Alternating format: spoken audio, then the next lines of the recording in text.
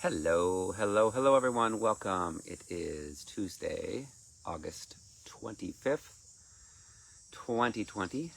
Still in the large state of Minnesota, located just south of Minneapolis.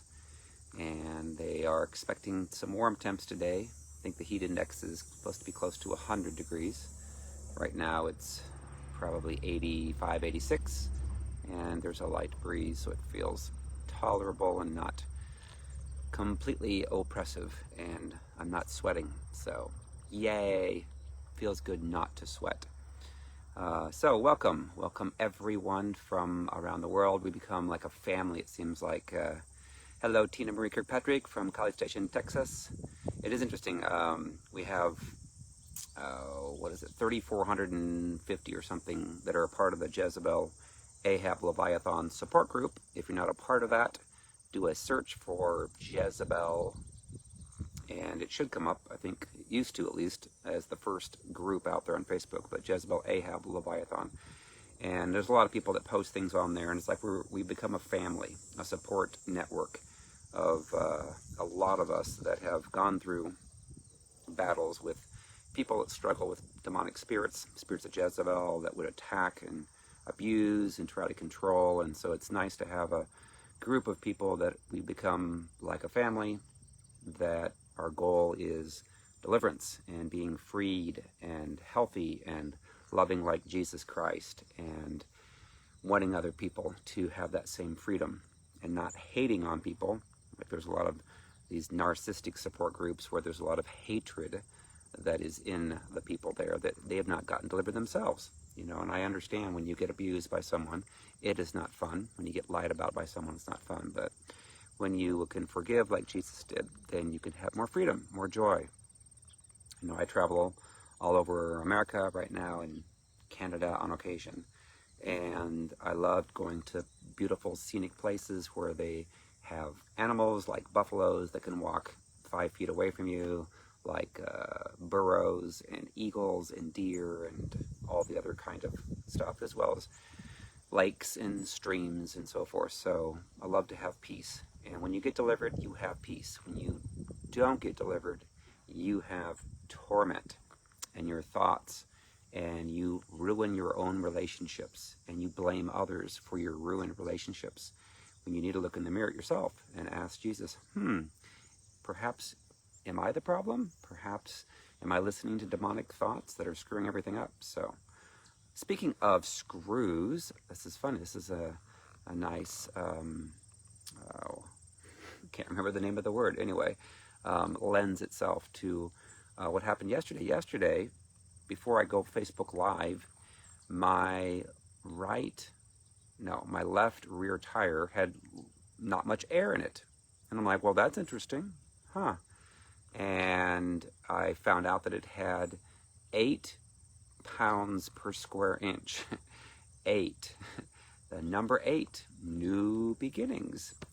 And it was very low compared to the others that had like 32, 33. So I had to wait till after I got done with my Facebook Live to attend to it.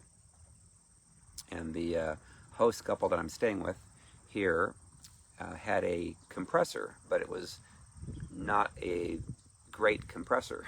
And when I put it on the tire to fill it up for about 8 minutes, it increased it by 1 pound per square inch to 9. So I'm like, oh my goodness, what's a guy to do to get the tire fixed? So I have the tires insured with Discount Tire, but the closest place was something like 35 minutes away, Burnsville, Minnesota, on the south side of Minneapolis, St. Paul. So I ended up driving on the tire with 9 pounds per square inch to the local Casey's in Lonsdale, which is about a 7-mile drive, at 40 miles an hour. And I prayed and declared that the tire would not blow up, the tire would not be damaged, and that I would get there. So I did. I drove there, got there, filled it up to like 30. It came up to 37 psi. I wasn't planning to overinflate it, but got up to 37, and then I drove it another 30 minutes to get to the discount tire.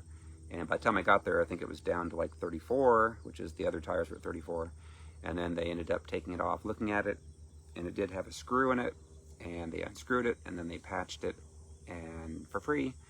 And now I'm back on the road again. So, yay!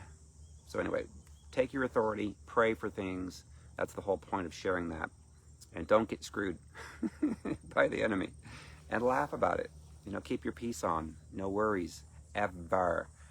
So, my schedule, busy, busy, busy. August 28th, Friday this week, I'll be here in Lonsdale, Minnesota at the beautiful home of the Stammens. They have a great ministry where they travel all over the world, helping orphans and Honduras, and Tom and his wife. So great people. The Lord connected us, divine connection, and you will love this place. They have deer.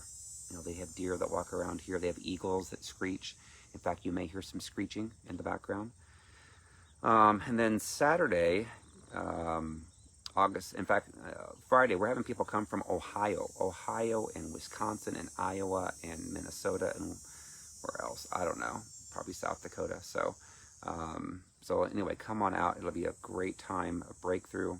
August 29th, Saturday, I'll be up in Fargo, North Dakota, Moorhead, Minnesota. It's actually on the Moorhead side at the Courtyard by Marriott.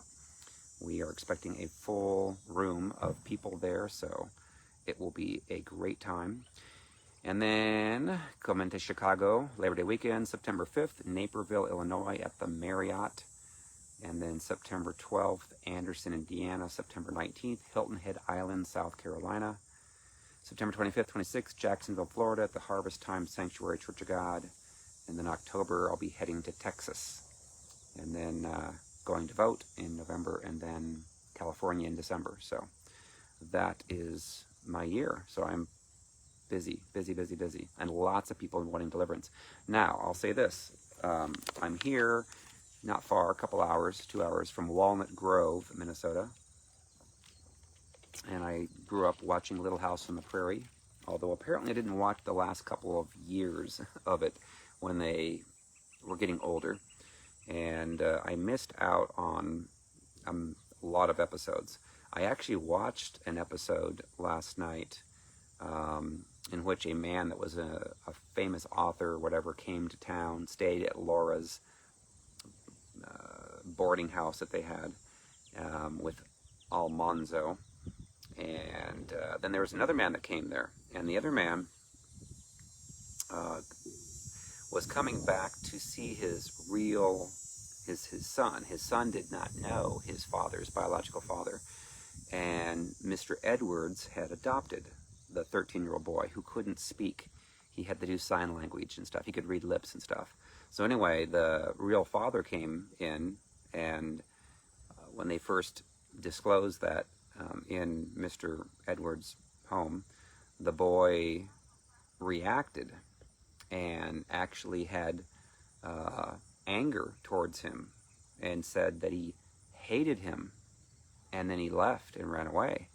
And then Mr. Edwards goes out to like the barn where he's at, and he starts to talk to him, and he says these 5 words that we should all pay attention to. He said, Mr. Edwards, to the 13-year-old boy, hatin's bad for the soul. Hating. So hating is bad for the soul. Mr. Edwards said that. I'm thinking, oh my gosh, how amazing is that? You know, that episode would have been back in like 1983. And how many people hate people because of the bad things that are done to them? And when they hate people, they end up giving legal rights to the demons to come and torment their thoughts. And then they're not a nice person. So that's why when a person gets really hurt when they're younger, that they get messed up, is because they're hearing demons. That's the long and the short of it. And they have to forgive. If they don't forgive, then those demons will keep on speaking to them, giving them lots of thoughts, like 50,000 thoughts a day, of which 80% are negative and 95% are repetitive, day after day after day. So isn't that cool. And then I actually watched or found a interview that they did with Melissa Gilbert. Of course, she was Laura on the show, and I didn't realize these facts, which is interesting, was that Melissa was adopted 1 day after she was born by actors Barbara Crane and Paul Gilbert. Did you know that? I did not know that. And she was told that her father, when she was 11 years of age, she was told that her biological father had died of a stroke, but it wasn't true. And when she was 45, she found out that her father, biological father, died of suicide. Isn't that sad? And she's now apparently 56 years of age. Also learned that when she was 17, after the Little House on the Prairie, she was trying out for a more mature role, and they decided to put her in a corset and a push-up bra and adjust her nose. So she said that she learned and got the message from Hollywood that she had to be looking pretty and or perfect in order to get jobs and to get work in Hollywood. And then after her first child, she got breast implants, and she struggled with alcoholism. And she said that she was sexually harassed too by Oliver Stone. So interesting, the things that happen to us. And then she was actually interviewed, it was in July of this year, by a guy, I think it was on a Sunday morning CBS show, and she said that she basically no longer is trying to make herself look young forever. And it's an interesting, open, and honest conversation that she has. She lives like on a farm, I think it's in New York somewhere, maybe the Catskills or something like that. So anyway, information that you did not know maybe. And I'm praying that tonight I will be able to watch the final episode of Little House on the Prairie, where they have a guy come to town who says he owns the whole place, Walnut Grove, and then the people don't like it, and they actually blow up the town with dynamite. So I am hopeful that I can see that. I was planning to see it last night, but instead there was a different episode that came up that we thought that there was in the last episode, but it wasn't. So anyway, all right, so today's topic is resonating with a lot of people. A lot of people are realizing, and again, I wish somebody would have told me this and taught me this in church. It's like you would think people in church would be the ones teaching us about demonic spirits, since that was a third of what Jesus did when he was on earth. But no, that was a third of his ministry. 1/3 was getting people delivered. So you would think that the pastors would teach us about deliverance.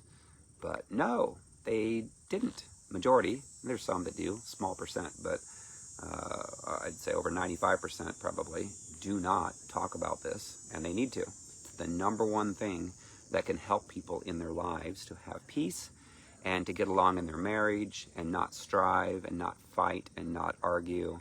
So, and to be healed of things too, and just to have just a better quality of life. So if they're not going to talk about it, I'm going to talk about it, because I know what it's like. I've gone through stuff with other people who have been infected by demonic spirits in their minds, and then they lash out, lie, do evil things. So here we go. The topic of the day is demons cause people to believe things that are not true. As a cicada ends up blowing his horn or whatever they do. So again, demons cause people to believe things that are not true.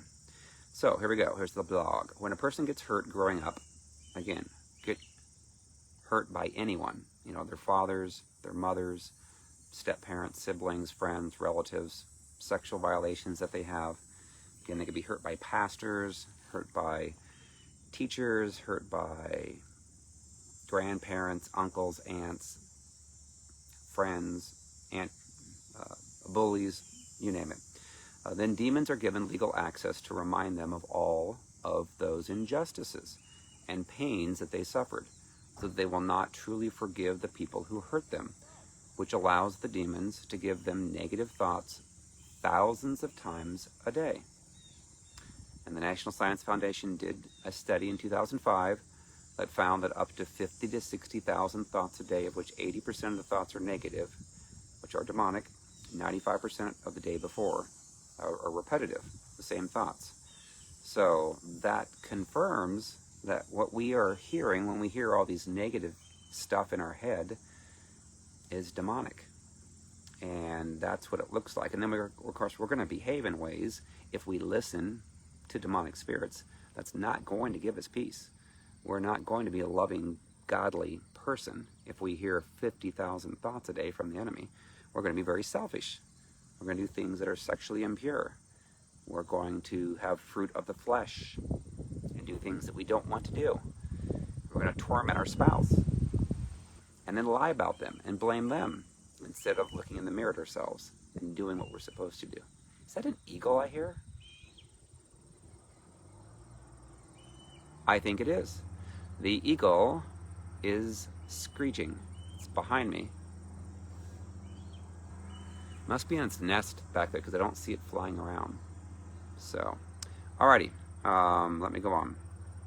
So the thoughts cause people to feel angry, jealous, prideful, fearful, depressed, suicidal, want us to control other people, make them do what we want.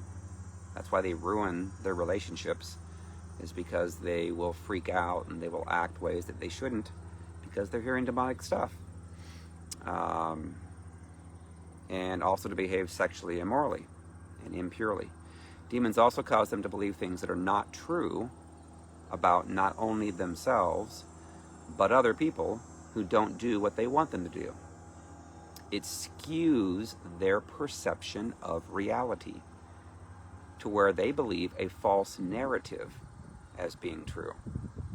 So it really ruins their own relationships. It self-sabotages their own relationships with those who love them, because they view them then as their enemies instead of those who they have hurt to cause them to have to put up a wall, a protective wall or a boundary to pull away from them.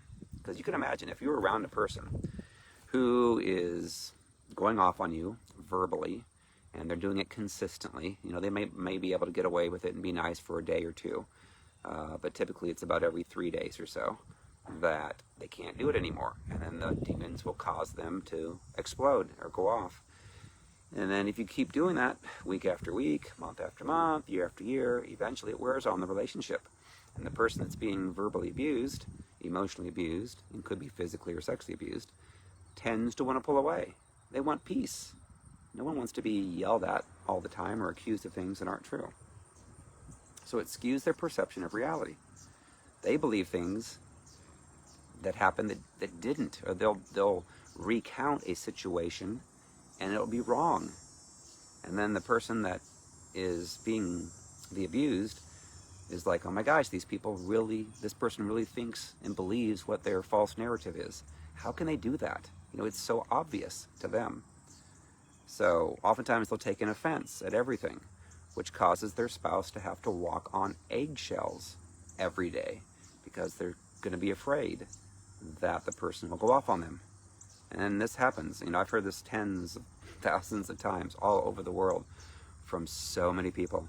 That's why it's resonating. That's why they're like, how do you know my spouse? How do you know my mom? How do you know my dad? Like, because it's the same demonic spirit. In fact, there was someone yesterday, I'm in Quora. People ask questions there, and I occasionally, if I have time, respond. But they were like, and it's like a narcissistic groups that I respond to. And they're like, how come these people behave the same way? I'm like, hello, because it's a demonic spirit called Jezebel. And they're all hearing the same demonic thoughts, and therefore it causes them to behave the same way. Of course, they don't know that because they're listening to psychologists that largely have no clue about the demonic, sadly, and how to get people truly delivered. Of course, truth be known, they probably don't really want them to be completely delivered, because if they do, then they won't get paid anymore. So it's nice to have recurring revenue. You know, my goal is to get people delivered, and they can do it for free by watching videos and reading books. You know, they don't have to set up a personal session. A lot of people want a personal session, which is fine. And I do have to pay for my time and pay for travel expenses and if I stay in hotels and so forth. So anyways, so let's walk through. The Lord told me to walk through an example of a typical person's life. That way it can resonate easier for people to see it. Because I'll say this, is a lot of the people that struggle with this don't see it in themselves. The enemy blinds them so much that they cannot see their own behavior. So it's almost like you have to record them so that you can play it back for them and say, look, this is what happened. This is what you said. This is what caused me to rise up after 3 hours and say something that was a little more firm. And then you ended up blaming me. And then what happens is the person will recount it completely wrongly, even the next day, or even later that day, but especially like the next day. They'll say, you could ask them, so what do you think happened? Why do you think that this happened this way? And then they'll completely recount it wrong. And you'll be like, oh my gosh.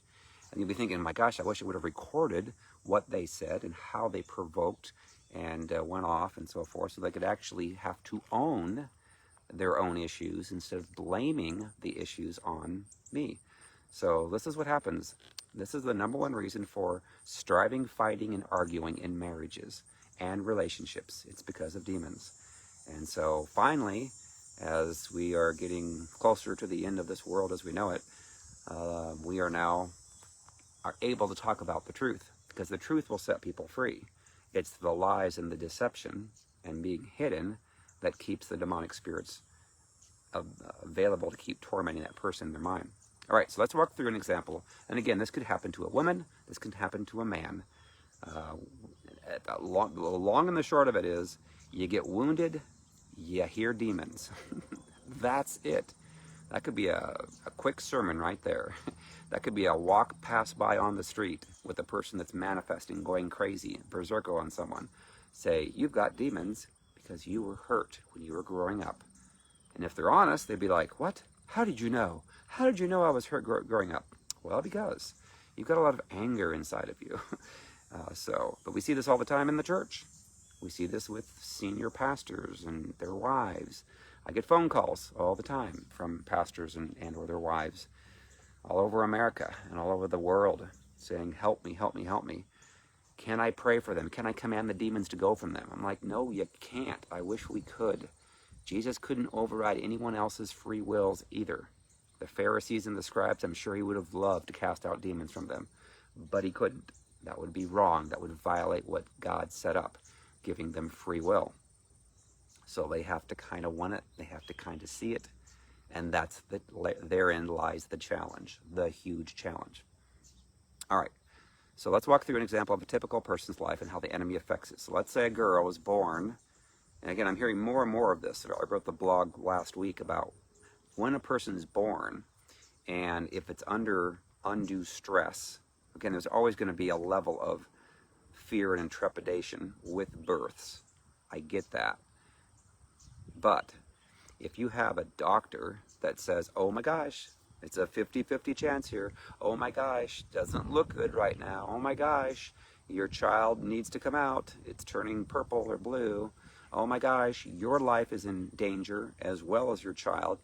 Oh my gosh, we're going to have a C-section. Weren't planning on that. Oh my gosh, whatever. You have a car accident and now you're giving birth early, 2 months early, 1 month early, then fear comes in. That's natural.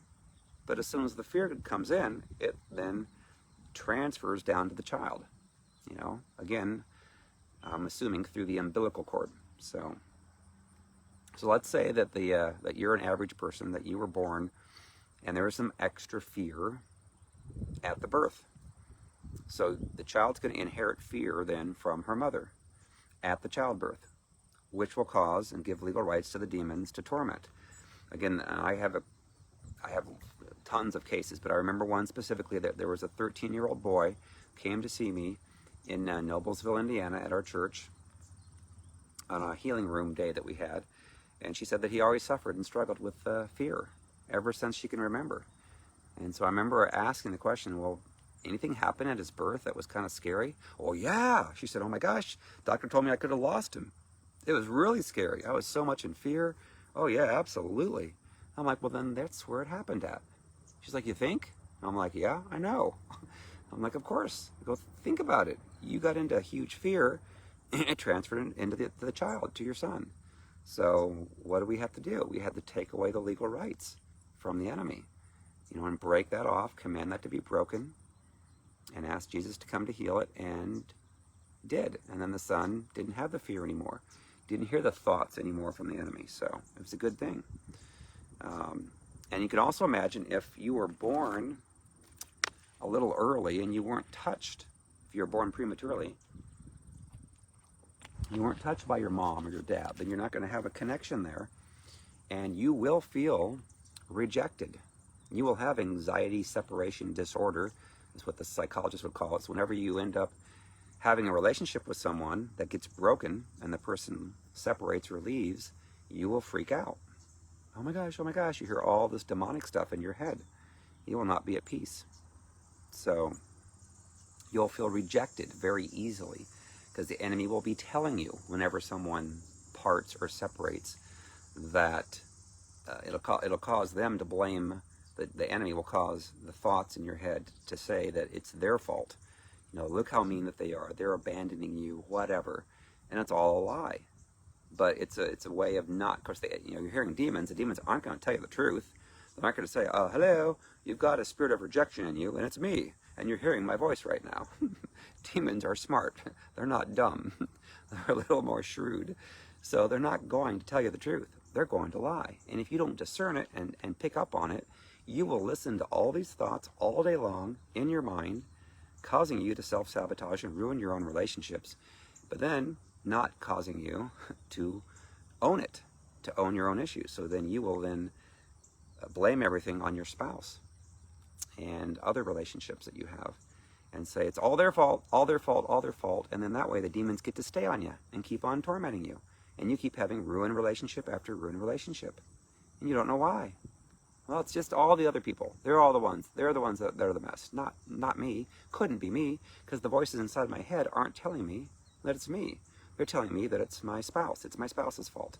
Yep, they didn't love me long enough. They didn't, hold me long enough. They didn't spend as much time with me as they should have. They should have done this or that. And then the poor hapless spouse is having to walk on eggshells. And again, if you are a woman that's struggling with hearing the voice of the enemy, then I'm speaking to you. If you are a man, then I'm speaking to you. So again, it can hit men, it can hit women. And but I'm using this as an example of a girl. So, all right. So anyway, she's going to inherit fear from the mother at childbirth, which causes her to hear the demon's thoughts as a little girl and throughout her life. She also will feel rejected because she was not close to her mother the first weeks of her life, since she was born early. Then let's say that she had a father who was a little harsher on her than he should have been. Maybe he had a lot of strife with her mother, and the father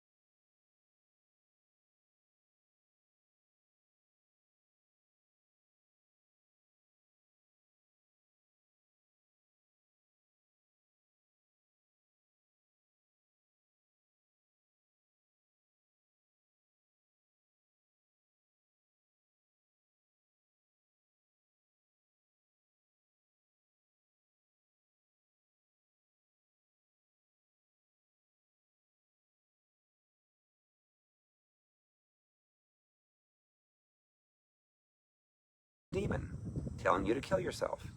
We've had several people that have gotten delivered from the suicidal thoughts, and now they're doing well because they no longer have 50,000 negative thoughts a day coming from demons. So, all right, next. So, she cannot tell anyone that she is hearing negative thoughts thousands of times a day, which cause her to have feelings of rejection, jealousy, and that she's not good enough to be loved, and are trying to get her to search. So the demonic spirit's trying to get her to search for a boy, now that she's a teenager, to love her, since her father never showed her any unconditional love. So she wanted to be loved so much as a teenager that she became close to a boy in her life, hoping that he would love her unconditionally. Unfortunately, he lied. He said he was a Christian, but was not pure with her sexually, as he pushed her to become intimate with him. During the time he was dating her, he cheated on her as well, a couple of times, and then broke up with her eventually. And now she feels more rejection, as the demons told her how she was not thin enough, was not as pretty as other girls. So then she developed more image issues, feeling more alone, which caused her to try to make herself look better so she could attract another boy that hopefully would love her in a godly way. So that can lead to a whole bunch of issues with eating. There's bulimia, there's anorexia. That's all demonic. Demonic. So the root, to get to the root, spiritual root, is we have to go and find out what caused all this. In this case of this girl, she was born, had issues at the birth, had more wounds from her father, and then had more wounds from another boy. So then the church didn't tell her.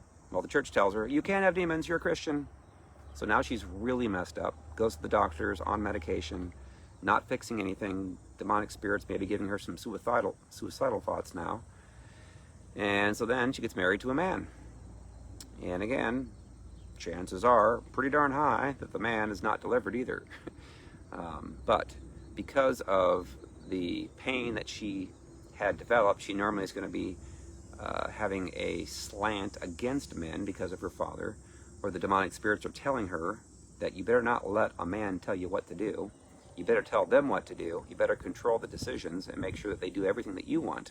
And the vice versa can happen too, obviously. If a man, say, is hurt by his father or by his mother, then he will become controlling and manipulative and become the Jezebel to his wife. So anyway, so she gets married to a man, and by now she's used to hearing the demons in her thoughts so often that she believes everything that she hears in her head, in her thoughts, is the truth, when it's not. She's hearing from demonic spirits. It's all a lie. Now, it's not a blatant lie, because then you wouldn't believe it. So it's going to be some half-truths, partial truths. And the demons will tell her that she cannot trust her husband because he is just like her old boyfriends and her father. And he may treat her really, really well. Doesn't matter. The demons are overriding that, saying, well, he's just up to something. He's only treating you because he wants to have sex. That's the only reason why he's treating you good. And it could believe the lies. Or it could be like, he's going to pull away and he's going to divorce you and separate, just like the other boyfriends did. He's no different than that. And so if you hear those thoughts all the time, chances are you're going to probably believe it. That's why you're supposed to take the thoughts captive, Paul says. If you don't take the thoughts captive from the enemy, then you're going to be a mess. You're not going to have peace. So anyway, although he treats her very good and is faithful, the demons tell her lies thousands of times a day to convince her that she cannot trust her husband. The demons tell her that when her husband tells her, maybe she has an attractive friend that maybe they're both friends of, and maybe the friend is also married. And an example that I use is the friend maybe takes a picture of them, and then her husband makes a comment and says, hey, great job, thank you for taking the picture. And then the demons are telling her, up, your husband is flirting with your friend, which isn't true. He's not flirting, he's just making a nice, normal comment. But in her mind, she believes that that's true. So then she flips out on her husband, goes off on him for hours and hours. And then maybe she does it again the next week, and she can't stop herself. And she does it again and again and again. Well, after you go through this enough times, it really denigrates the quality of the relationship greatly. And if the demons have her convinced that the problem is her husband, which is what the demons do, that's their job, then guess what? World War III is destined for their marriage, and they ultimately will tend to go to a pastor. And if the pastor has no clue about demons, which most don't, then they'll just say, well, try to love better, try to respect more. Here, read this book, Loving More and Respecting More. Of course, they start to read it, and the wife is still hearing demons because they're not having any legal rights to leave. And she might be nice for, again, a day or two, but then eventually the demonic spirits win out again, and then she blows up. And then it doesn't work again and again and again and again and again, and you feel like you're going crazy and insane because you're like, oh my gosh, why doesn't my spouse see that the problem is within her or him? You know, and I see this all the time, where the demonic spirits will convince the person that's most tormented that their spouse, say, has the spirit of Jezebel or is a narcissist, when they don't see themselves as that, because the demons don't want them to see that, obviously, because if they did, they would be able to get delivered, and the demons would have to go, and the person would be set free. So, anyway, so the enemy is telling her lies, lie after lie after lie in her mind, and she gets triggered. And when you get triggered, triggering means that you're going to go off on someone. And that means you now are in an alternate personality because you're no longer calm. You know, if you're normally calm and then you flip out on somebody, it means you were triggered. You have an unhealed soul wound. Whenever you get triggered, and it's over something that's trivial, you know, again, that's the thing, is the enemy's going to try and blow up everything as not being trivial when it really is, majority of things. Then you need to ask yourself, am I off? Am I blowing up for no reason? Because the enemy's going to try and convince you and have you feel things like physically, psychologically, but even physiologically in your body, to where you start to like get really tense and want to lash out and yell and scream, and your eyes might even turn black, and you become a scary person. And then your spouse has probably seen this hundreds of times before, and they want to run. They want to get away to peace. And then the enemy is telling you, oh my gosh, he's separating, he's abandoning, da-da-da-da-da.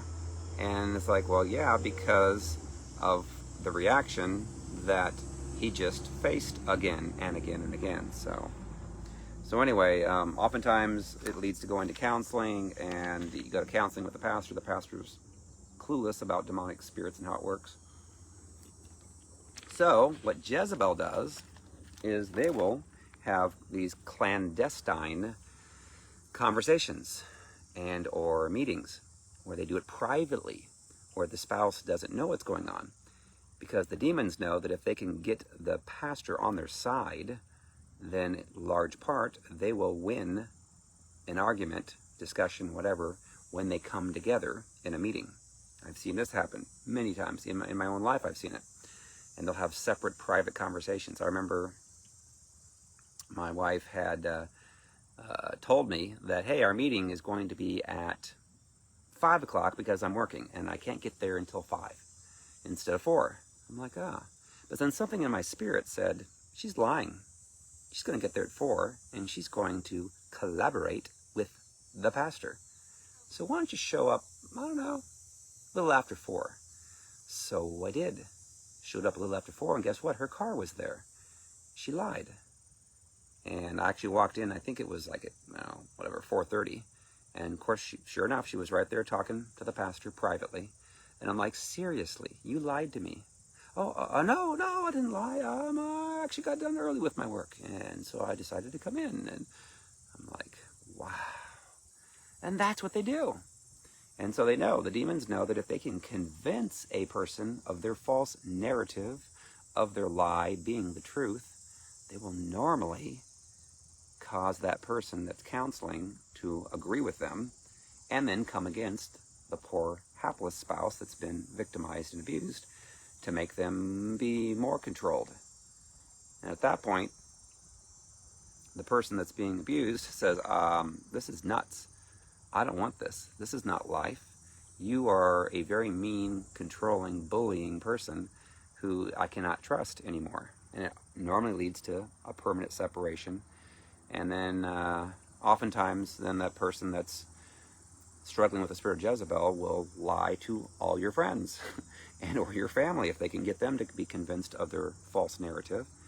And then before you know it, you got a whole bunch of the friends looking at you like you're scum of the earth. Or you go to church and the people looking at you like you're scum of the earth. And you're like, oh my gosh.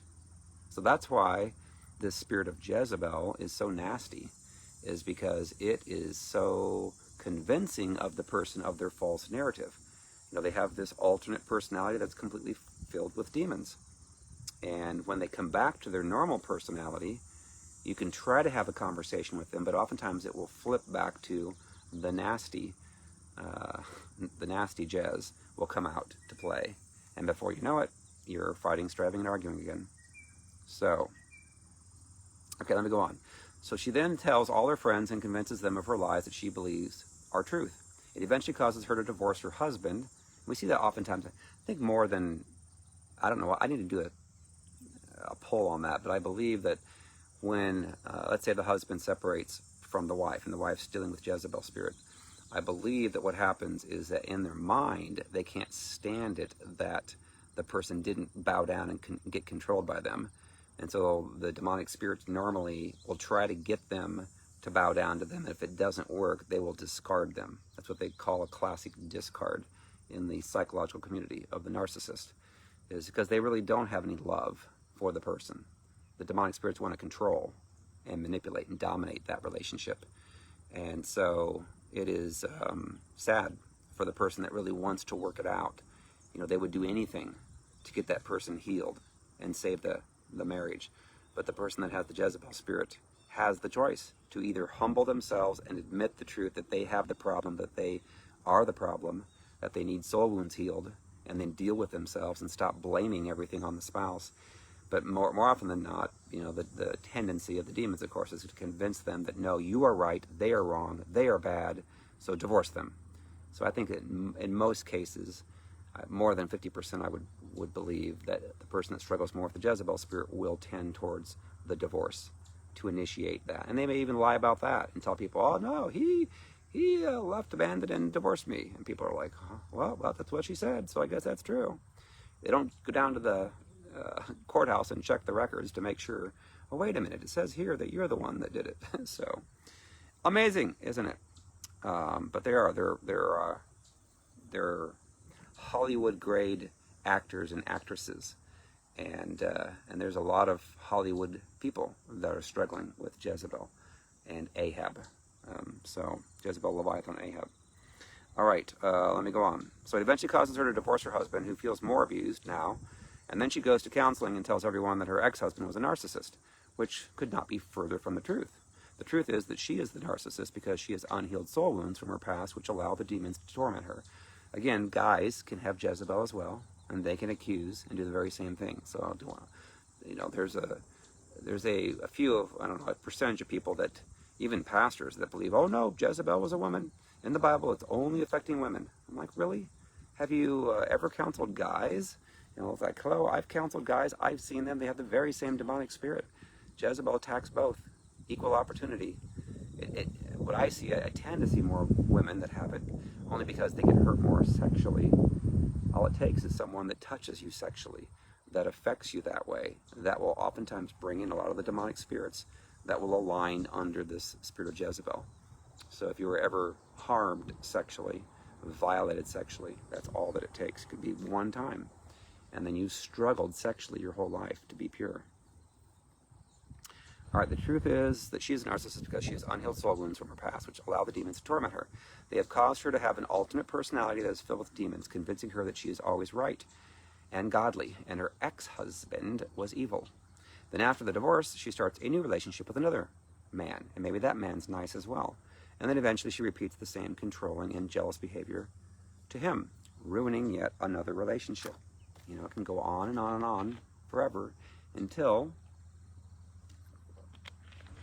you realize and admit and are honest.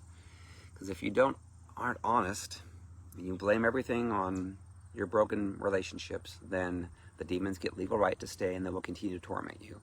And what will normally happen is you will grow older and have less friends, because the friends that you did have finally are seeing the truth and saying, you're very prideful, you lie, and you're not a good friend.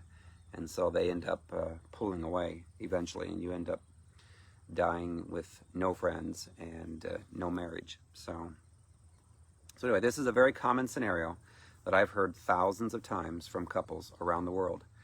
People get wounded growing up, and then demons have legal rights to speak to them in their thoughts, unbeknownst to them, causing them to live in torment with fear, jealousy, anger, pride, etc., etc. Then they have a couple of alternate personalities that arise, which cause them to believe a false narrative of lies. If you ask the person they are in a relationship with to describe what their spouse did the day before, it will not sound anything like their spouse's version. Again, I remember my mentor, Scott, and his first wife, is that he would go through some tremendous, horrible verbal abuse and or physical, and then the next day he would ask his spouse, so what do you believe that happened yesterday? And then the ex-wife would go and start talking about what happened, and it was not anything close, completely not at all. And that's the problem, that's the challenge, is when you're listening to someone who's affected by the spirit Jezebel that's been hurt deeply, they're going to lie, and they're going to tell you something that didn't happen to convince you to come against you.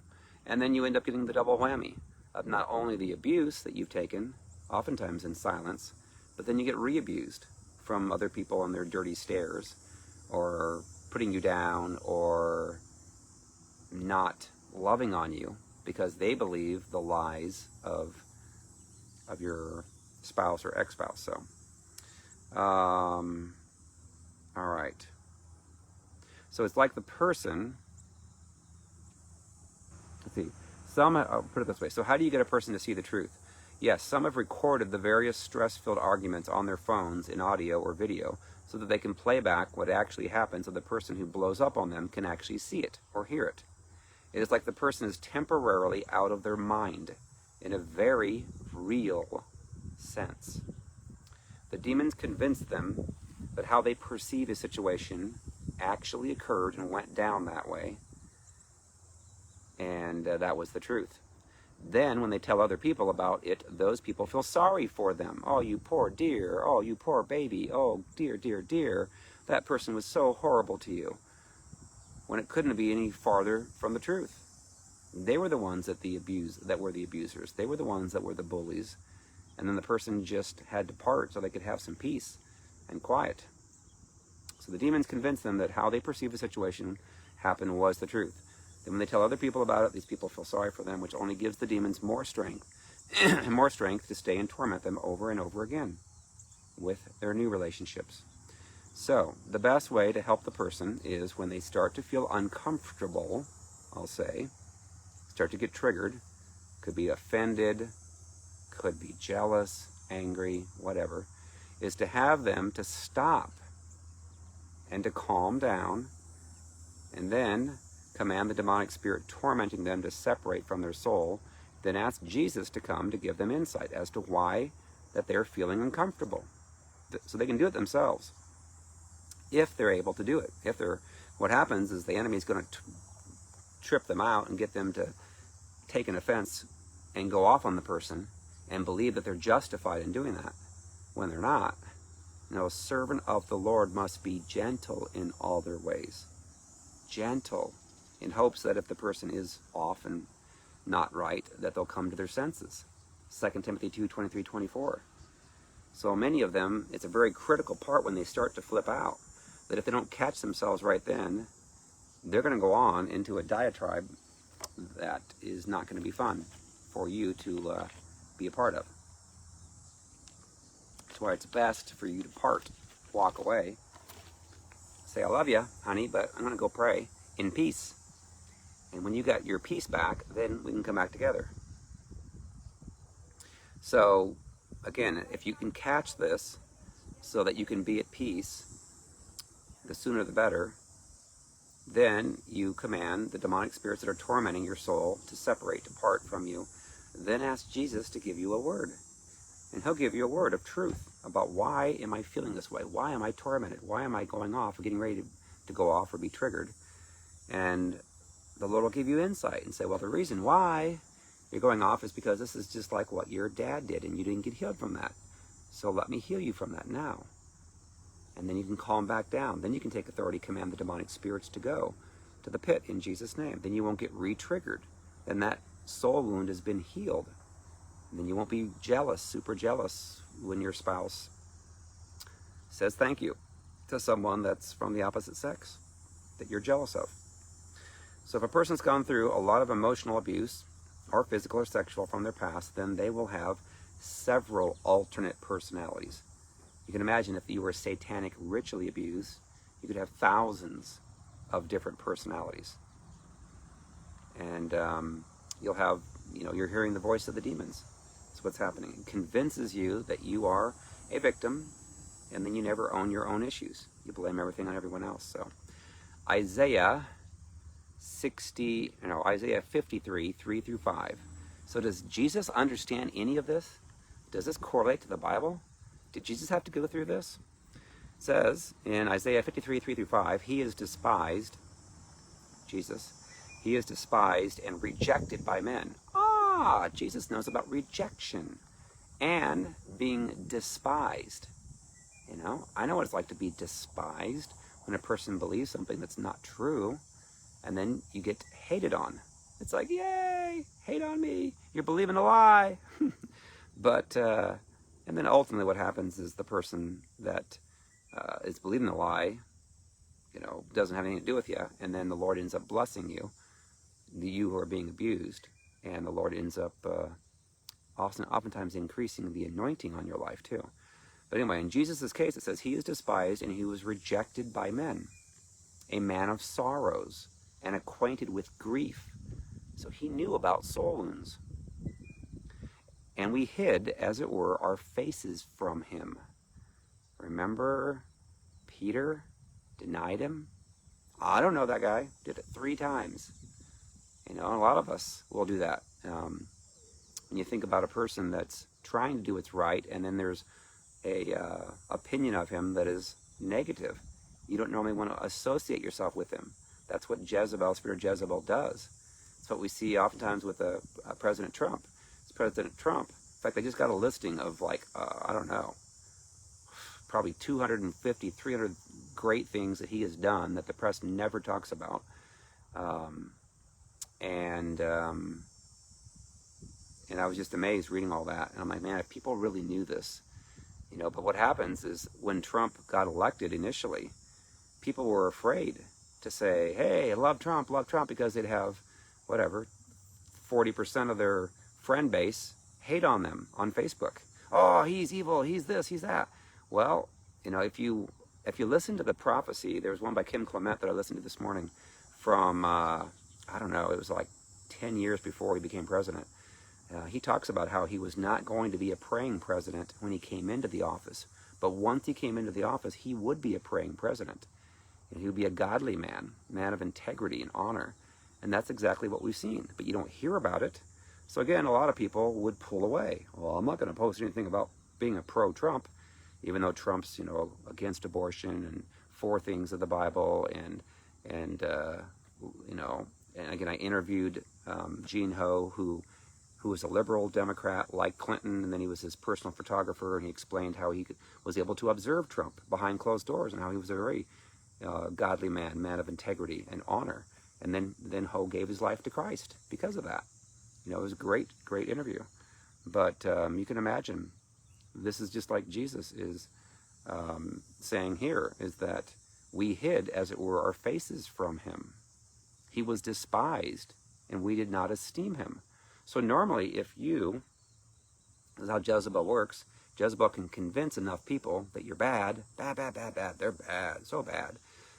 Then you will end up losing them as friends or their support, and they may tell other people, oh, they're bad, don't do anything with them, they're bad. You know, I've talking to a friend, said the same thing happened to her. She's like, oh my gosh, it was so painful, she said. And I'm like, yep, tell me about it. And so it's not fun, but that's how the Jezebel spirit works, and that's how the demons work in people, is to convince them of a lie as being truth, and then spread that lie to as many people as possible. So let me go on. Isaiah 53, 3-5. Verse 4 says, surely he, Jesus, has borne our griefs. So he knows what it's like to have people believe things about him that's not true. And carried our sorrows. Yet we esteemed him stricken, smitten by God, and afflicted. But he was wounded for our transgressions. He was bruised for our iniquities, our sin. The chastisement for our peace was upon him, and by his stripes we are healed. So Jesus went through much more abuse than we ever have, and still had to forgive those who killed him. Now I'll say this, those that had satanic ritual abuse done to them, you know, yes, Jesus was the 24 hours where he was beaten to a pulp and all the horrendous things. You know, not too many people have ever gone through that. You know, Paul took 39 lashes, I think 3 times. But those who have gone through satanic ritual abuse, I mean, horrible things, horrible torture, horrible, horrible, horrible. And you think about that, you know, Jesus didn't go through having the relationship like with a wife, to be abused by the wife the whole time. Yes, he was controlled. I mean, obviously he couldn't get married. That would have violated the prophecies and so forth. But so I know there's a lot of people that have been, if you've been satanic ritually abused, it's horrendous. It's horrible. You know, I don't know. I've never been that. I've been abused when I've gotten older. But you see, that's why the enemy tries to come into a child to abuse and to hurt. That's how they get the adrenochrome blood to try to make a person look younger, is to abuse the child and get them into such a state of pain that they can extract the blood from them. It's just a disgusting, horrendous thing that Trump is looking to bring to an end. And he's already had a lot of people been arrested, and hopefully we'll see everyone that's on, and then hopefully then I can get them delivered. Wouldn't that be cool? Give them a chance to save their lives from going to hell, from doing all the evil things. So anyway, Jesus went through much more abuse than most of us have gone through. Still had to forgive those who killed him. He was our example, and we must forgive everyone who ever hurt us in our past, present, and the future, or else the demons will have legal rights to torment us in our mind. Luke 23, 33-34 says, and when they had come to the place called Calvary, there they crucified him, and the criminals, one on the right hand and the other on the left. Then Jesus said, Father, forgive them, for they do not know what they do. And that's so true. That's how we are to respond. People that are horrible to us, say, Father, forgive them. They don't know what they do. When I take people through a personal session, I always have them say, I choose to forgive them for hurting me. And then to pray, Father, for their soul to prosper, for their soul to be healed. Because people aren't bad. They aren't born bad. You know, they're traumatized. And when they get trauma and they get wounds, demons come, and it causes them to do really bad things. Hurting people hurt people. That is so true. So anyway, Jesus was perfect, still had to forgive those who killed him. So if he can do it, then we can do it too. If we don't do it, then the Father cannot forgive us, and we will be triggered our entire lives and never get healed or delivered. We must be honest and own our own issues, or they will have legal right to own us. Demons are real. Do not give them legal right for even one more day. So again, how do you get delivered? You basically go to the wound, go to the pain that the person caused you, and ask, command the separation of the demonic spirit from the soul wound. And then ask Jesus to come, to give you a word, give you some insight as to why did that bad thing happen? Why did my dad do this? Why did my mom do this? Why did my boyfriend do this? Why did my husband or wife do this? Or my ex-husband or wife? And then when you can get the word from the Lord, of explaining the only reason they did that was because they were hurt. And you need to forgive them. Then you can forgive and truly mean it. And then you can take authority, command the demonic spirits to go and be at peace. So just keep on getting your wounds healed until you are no longer offended, no longer tripped out, no longer going crazy over things. So, all right. So this Friday, be here in Lonsdale, Minnesota. And we are going to do a breakthrough event Friday night at 7 p.m. If you get here early, they will have, I think, some finger food for people, like at 6 o'clock. But we want to make sure that people are done with any type of eating by 7 so that we can start worship and then get after it and get freed. And then Saturday, August 29th, I'll be up in Moorhead, Minnesota, right across from Fargo, North Dakota, at the Courtyard by Marriott. We're expecting a full room of people. It'll be awesome. September 5th, Labor Day weekend, Saturday, I'll be in Naperville, Illinois at the Marriott. September 12th in Anderson, Indiana. September 19th, Hilton Head Island, South Carolina. September 25th, 26th, Jacksonville, Florida, at the Harvest Time Sanctuary Church of God. And then October, might be going to Orlando, hopefully the first weekend of October, and then heading on over to Texas to do ministry there. And then California in December 6th at the Ecclesia Global in Anaheim. Pastor D.B. Brown. Alrighty, I will let everyone go. I thought today's session, whatever you want to call this, teaching was good. I thought it was really good from the standpoint of explaining the truth in a way that people can understand. And I just wish more in the church would talk about this so we can get more people delivered. It's challenging when you can't get people in the church to recognize the truth. But if they won't do it, we'll keep on doing it at Restorative Freedom. And we, again, we have now over 53,000 people that are following the ministry on Facebook, and another, 11,000 something, 600 that are following my personal. And we're growing the YouTube subscribers. I think it's up to 3,000, almost 700. And we have another 3,400 a part of the support group, Jezebel, Ahab, Leviathan. So it's growing every week. Yay. Alrighty, I will let you guys go. Love ya. See ya. Bye-bye.